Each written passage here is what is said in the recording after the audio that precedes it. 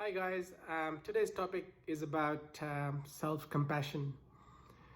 If you haven't noticed, there's an epidemic going on in the world and there's not even a name in the English dictionary for it. This is called the lack of self-compassion. What I mean by that is the inner critic, the voice in the head that never shuts up and is constantly saying mean things to us like, you're not good enough, you don't deserve the life of your dreams, so just quit, just give up, just be grateful for what you have. What are you doing with your life? Why does it have to be so hard? I thought I had dealt with these issues already. Why do they keep coming back up? So all these voices in the head is your inner critic talking, and the inner critic is very harsh. It is so harsh. If there was anyone else who said these same words to you, you would ask them to F off for sure. But however, this voice in the head belongs to us. So unfortunately, bloody keeps coming back. So let's understand what's actually going on. So the job of the inner critic is to keep you safe. So therefore, it comes up with those thoughts in the head. But it doesn't know how to handle this. So it acts like a 4-year-old child. And no matter how you try to explain things to a 4-year-old child, it does what it does. So we have to understand how to tackle this beast. Now, if you're unaware and you let things go and follow their own course, this is what happens. This is what happens for me anyway, is that a thought like that, which is unhelpful, leads to a feeling in the body. So it could be sadness, it could be grief, it could be anger, envy, jealousy, whatever it is. And that feeling then in the body is felt in terms of our neurology, where chemicals and hormones are secreted in the body, which make us feel that way. This sends a signal back to the brain, or to the mind, saying, oh yeah, I can feel this. So then the mind comes up with other thoughts which are in the same category, I guess. So if you're feeling sad, you get more sad thoughts. So it's a self-perpetuating cycle of thoughts leading to feelings and feelings leading back to thoughts. And before you know it, you're caught in this downward spiral, which ends up, for me anyway, my life sucks. So then if I'm unaware, what do? People turn to different things, mind-numbing things or substances. For example, alcohol, smoking, drug use, watching Netflix, getting onto social media, spending hours and hours on social media. Or it could be food, I'm talking to you, the emotional eater. Yeah, I'm talking to you. So we find our own ways to numb our mind. So for me, talking from my experience, my triggers were when I was not so busy. I realized that I had made myself so busy that I couldn't feel the feelings which my body actually wanted to feel.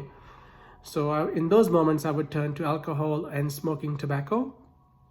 But now what I've learned is that these substances, they operate on a lower vibrational frequency, which means it keeps me small. It doesn't support my conscious growth, my awareness. So what do we do? So if we keep going the way we're going, things get progressively worse. That's what I found in my experience. So you got to remember one thing, that beating yourself up doesn't stop you from beating yourself up. Just let that sink in for a second. Beating yourself up for beating yourself up doesn't stop you from beating yourself up.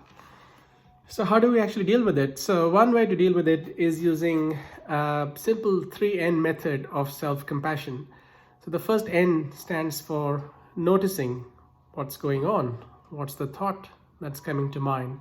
What's the feeling you're experiencing in your body? Notice. Second N is normalize. Just remember that you're not alone. Some people have this disease. I know I used to have this, called terminal uniqueness, where I thought, oh, this is only happening to me. But no. This is happening to everybody. This is part of being human. And Buddha said that suffering is part of human existence. So you're not alone. it's normal to feel the way you feel. So normalizing it makes you feel that you're not alone. And then finally is nourish. Nourish means looking after yourself. So how do you look after yourself? It could be different things in different times. Ask yourself, what do I need? Do I need to rest? Do I need to take a break from whatever I'm doing? Do I need to get a massage? What do I need? And then go do that thing. Sometimes you don't have time to do those things. So for me, breathing works really well to get me out of that headspace into a more helpful one from where I can think more clearly.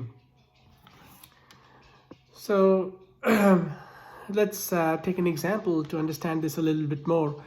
So the noticing part starts with mindfulness. So once you've noticed a feeling, then you just realize that you're not alone in this, and then find a way to nurture yourself in that moment, whatever it might be.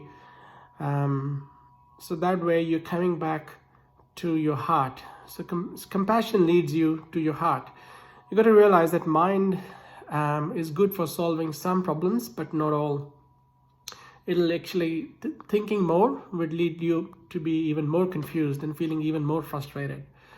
So what cannot be solved with the mind has to be solved from the heart.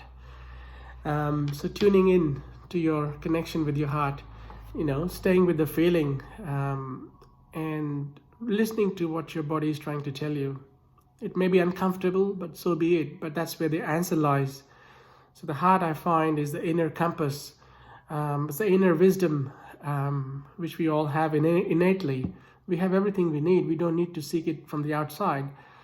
So tuning in to that heart space would give you the answers for you.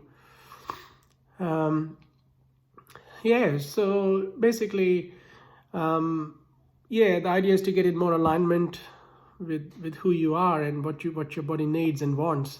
And it starts with compassion, right? And especially if you're not feeling it from the outside world, especially the pandemic that we're in, we feel disconnected and lost and not feeling the love from outside.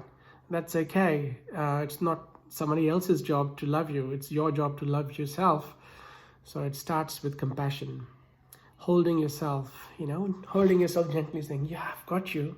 We've got this. We can do this. I love myself. So that's what I'd invite everyone to have a look at and consider. All the best, guys. See you next time.